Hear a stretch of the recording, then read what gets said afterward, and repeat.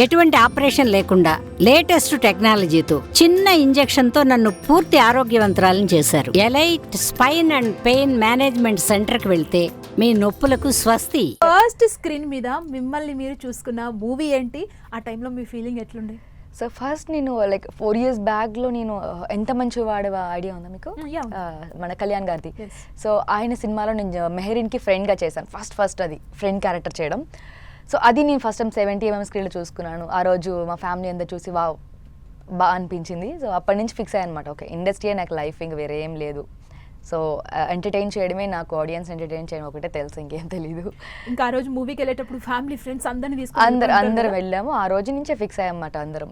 Full time ఇంక industry, ఇంక వేరే ఏమొద్దని ఇంకా అప్పటి నుంచి వర్క్ చేస్తుండేదాన్ని. అది కూడా స్టాప్ చేసి ఇంక ఫుల్ టైం ఇండస్ట్రీ. అండ్ మీరు మూవీస్ చేస్తున్నారు, మీరు బిగ్ స్క్రీన్లో మిమ్మల్ని మీరు చూసుకుంటున్నారు. మీకంటూ ఒక క్రిటిక్, ఒక్కొక్కరు లైఫ్లో ఒక్కొక్క క్రిటిక్ ఉంటారు. నువ్వు ఇలా చేసావు, ఇక్కడ చాలా బాగా చేసావు, ఇంకొంచెం బాగా చేసి ఉంటే బాగుండేది.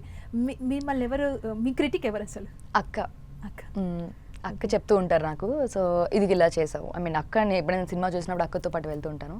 సో ఇది ఇలా చేసావు, ఇది కొంచెం చేస్తుంటే బాగుండేది. అక్క నాకు కంప్లీట్ చెప్పరు, 100% ఏది చెప్పరు, ఎందుకంటే నేను అక్కడితో ఆపేస్తానేమో అని చెప్పరు. సో ఇది కొంచెం 75 చేసావు, ఇంకా చేయాలి దీన్ని ఇంకా అని చెప్తూ ఉంటారు అన్నమాట. అండ్ ఇండస్ట్రీలో తెలుగు అమ్మాయిలకి ఆఫర్స్ రావడం చాలా కష్టం అనే ఒక టాక్ ఉంది కదా. సో మీరు ఎట్లా సస్టైన్ అవుతున్నారు ఆఫర్స్ వస్తుంటే? అంటే ఏంటి అసలు, ఏం జరుగుతుంది ఇండస్ట్రీలో, ఎట్లా ఉంటుంది అసలు ఇండస్ట్రీలో? సో మీరన్నట్టు నిజమే, తెలుగు అమ్మాయిలు ఇంతకు ముందు వరకు మాత్రం ఎవరు చాలా డౌట్గా అందరు వచ్చేవారు. సో ఏమి సెలెక్ట్ అవ్వమేమో అన్న ఫీలింగ్లో ఉండేవారు.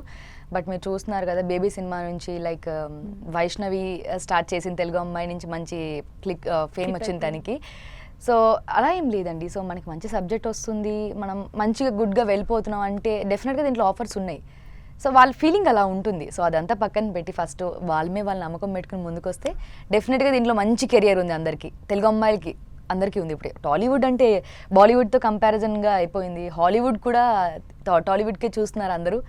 సో తెలుగు సినిమా మాత్రం డెఫినెట్గా బాగుందండి. సో ఆఫర్స్ కూడా బాగా వస్తున్నాయి నాకు కూడా. అండ్ ఇండస్ట్రీ అంటే రకరకాల రూమర్స్ వస్తాయి, రకరకాల ఇష్యూస్ వస్తాయి. అండ్ మనం లేటెస్ట్గా జానీ మాస్టర్ ఇష్యూ కూడా చూసాం. సో అంటే ఇట్లాంటి అనుభవాలు ఏమైనా మీకు ఎదురయ్యాయా? ఇట్లా మీకు ఎవరి నుంచైనా ఫోర్స్ రావడం జరిగిందా? మీ ఒపీనియన్ ఏంటి చెప్పండి. ఫోర్స్ అనేది ఎక్కడ లేదండి. సో ఇండస్ట్రీలో నాకు గుడ్ పీపుల్స్ ఉంటారు, అలాంటి బ్యాడ్ పీపుల్స్ కూడా ఉంటారు. సో మనం అందరినీ బ్యాడ్గా కంపేర్ చేయలేము. సో అలాంటి వాళ్ళు కూడా ఉన్నారు. బట్ నేను ఎప్పుడు అలాంటి పట్టించుకోను. బేసిక్గా దాని గురించి ఆర్గ్యుమెంట్స్ చేయను. ఇప్పుడు దాని గురించి ఫైట్ చేస్తే ఏమవుతుందంటే వాళ్ళకి ఇంకా నెగిటివ్ అయిపోయి మన కెరియర్ పాడు చేసుకోవడం తప్ప ఏమి ఉండదు.